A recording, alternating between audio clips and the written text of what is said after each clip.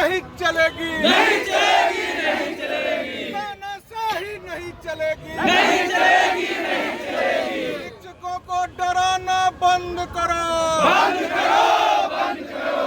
लाठी गोली की सरकार नहीं चलेगी, नहीं चलेगी, लाठी गोली की सरकार नहीं चलेगी, नहीं चलेगी। कितनी लंबी जेल तुम्हारी, देख लिया है, देख लिया। क्षमता परीक्षा का जो नियोजित शिक्षक विरोध कर रहे हैं उसके पीछे मूलभूत 4 कारण है। इस चीज को समझना पड़ेगा कि शिक्षकों को आपत्ति क्या है। तो शिक्षकों की आपत्ति है सबसे पहले कि यह परीक्षा का जो विषय वस्तु है, यह विषय वस्तु बीपीएससी का जो विषय वस्तु है पाठ्यक्रम में वह लिया गया है। तो यह कहीं से भी 20 साल से काम कर रहे हैं शिक्षकों को यह नहीं सूट कर रहा है। दूसरी बात, सबसे गंभीर आपत्ति का विषय है कि राज्य सरकार ने कहा है कि आप फॉर्म भरने के साथ ही 3 जिलों का विकल्प दे दीजिए। तो ये शिक्षकों को अंतर जिला स्थानांतरण की जो कवायद चल रही है यह सबसे आपत्तिजनक, गंभीर आपत्तिजनक है। क्योंकि पहले से ही लंबे अरसे से स्थानीय निकाय शिक्षक यह मांग करते रहे हैं कि उनको स्वैच्छिक स्थानांतरण का लाभ दिया जाए। जब सारे शिक्षकों को स्वैच्छिक स्थानांतरण का लाभ है तो नियोजित शिक्षकों को क्यों नहीं।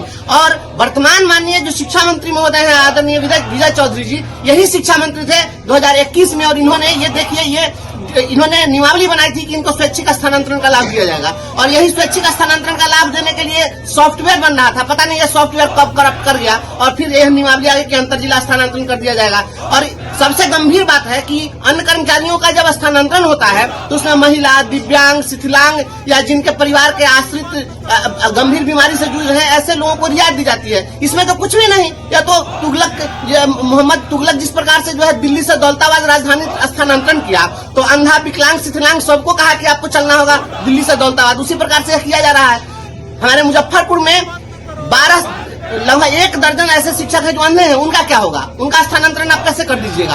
और तीसरा आपत्ति का सबसे गंभीर विषय यह है कि आपने कह दिया कि जो 3 बार में परीक्षा में फेल कर जाएंगे उनको सेवा से हटा दिया जाएगा। आप हटा कैसे दीजिएगा? जब हमारी सेवा 60 साल के लिए तो आप उसको किसी भी स्थिति में आप जो है नहीं हटा सकते।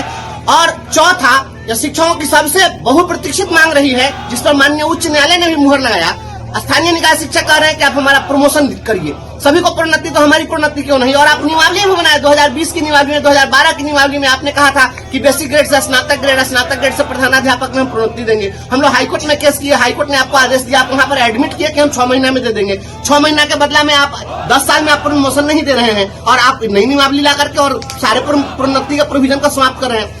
स्थानांतरण, प्रोन्नति, परीक्षा के जो तरीके हैं, यह तरीका और पाठ्यक्रम, इन तमाम चीजों पर आप विचार करिए, संशोधन करिए, विभागीय परीक्षा लीजिए। लंबे अरसे से काम कर रहे शिक्षकों से विभागीय परीक्षा ली जाती है, न कि फ्रेशर्स की तरह आप उनको ट्रीट करिएगा और उन पर आप बीए और एमए का सिलेबस थोप दीजिएगा। यह नहीं चलेगा।